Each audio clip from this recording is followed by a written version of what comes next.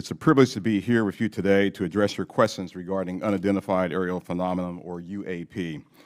What are UAP?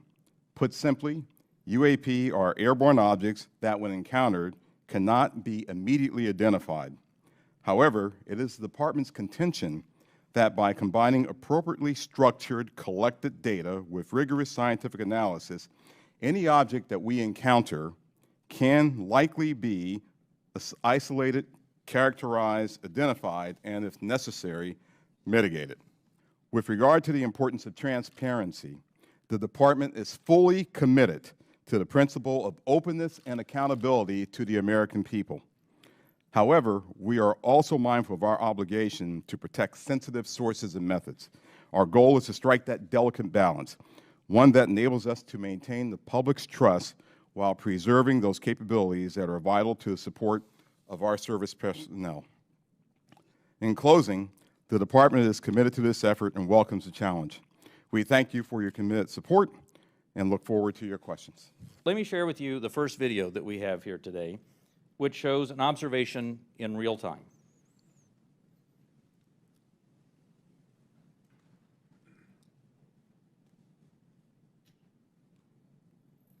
There it was. That's, in many cases, that's all that a report may include. And in many other cases, we have far less than this. As we detailed in both the unclassified and classified versions of the preliminary assessment released by the Office of the Director of National Intelligence last June, this often limited amount of high-quality data and reporting hampers our ability to draw firm conclusions about the nature or intent of UAP.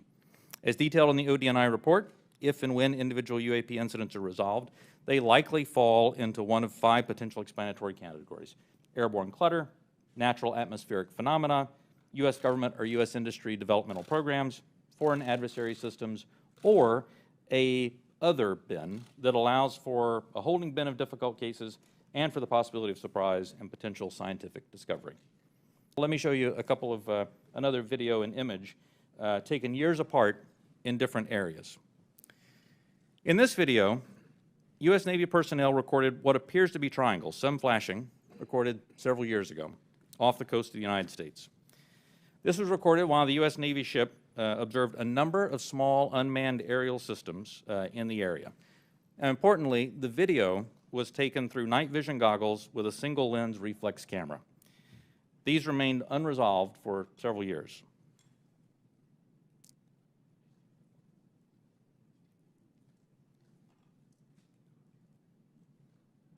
I would say that we're not aware of any adversary that can move an object without discernible means of propulsion. The question then becomes, in many of these cases where we don't have a discernible mean of propulsion in the data that we have, in some cases there is likely sensor artifacts that may be hiding some of that. There's certainly some degree of something that looks like signature management that we have seen from some of these UAP, but I would caution. I would simply say that there are a number of events in which we do not have an explanation, and there are a small handful in which there are flight characteristics or signature management that we can't explain with the data that we have. We'll continue. Those are obviously the ones that are of most interest to us. Earlier, when we asked about how you avoid technological surprise, the biggest way you avoid technological surprise is by collecting this type of data and by, importantly, calibrating the assumptions that you go into with how you do that analysis. I'll tell you, within the UAP task force, we have one basic assumption, and that is that generally speaking, our sensors operate as designed. And we make that assumption because many times these are multi-sensor collections. We make no assumptions about the origin of this or that there may or may not be some sort of technology that we don't understand. That's, I think, the key to avoiding technological surprises, by calibrating those assumptions. It's also been reported that there have been UAP observed and interacting with and flying over sensitive military facilities, particularly, and not just ranges, but some facilities housing our strategic nuclear forces. One such incident allegedly occurred at Malmstrom Air Force Base, in which 10 of our nuclear ICBMs were rendered inoperable.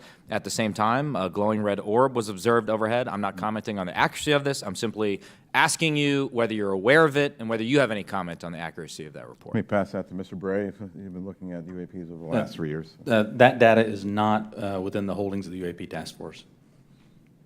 Okay, but are you aware of the report, or that the data exists somewhere? I have heard stories. I have not seen the official data on that. So you've just seen informal stories, no official assessment that you've done or exists within DoD that you're aware of regarding the Malmstrom incident? All I can speak to is, what's within my cognizance of the UAP task force, and we have not looked at that incident. Well, I would say, it's a pretty high-profile incident. I don't claim to be an expert on this, but that's out there in the ether.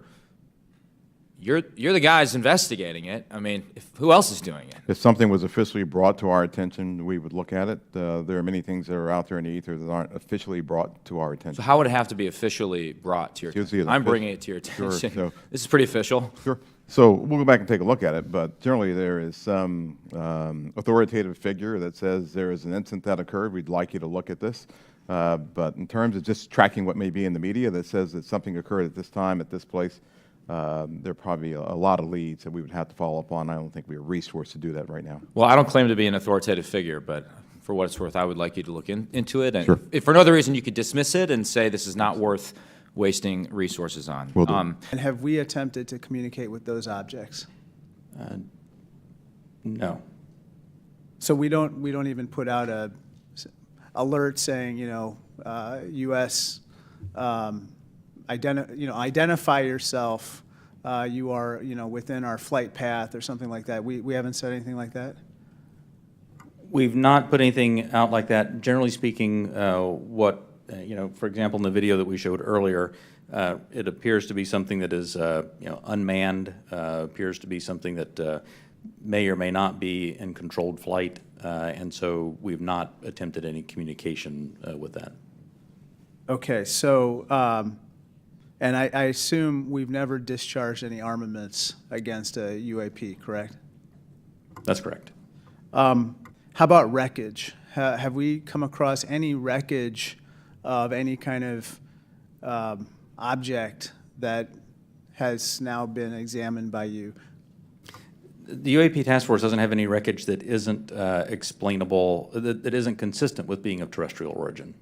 Do we have any sensors underwater to detect on submerged UAPs? Anything that is in the ocean or in the seas? So I think that would be more appropriately addressed in closed session, sir. Okay. Basically, it sounds like we have a good partnership with FAA, but apart from FAA, we don't have partnerships with other agencies or other entities that might be tracking so that we could enlarge our data set to make comparisons. So we will. So that's the goal of this next effort will be to expand that relationship with the rest of government and the interagency. All right. With that, I want to thank you all for taking the time out. I also want to thank my colleagues on both sides of the aisle for participating in this very historical and important hearing.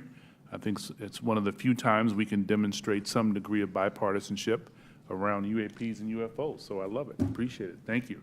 And we will see you all. We will recess this hearing for the moment and return in a closed session at noon.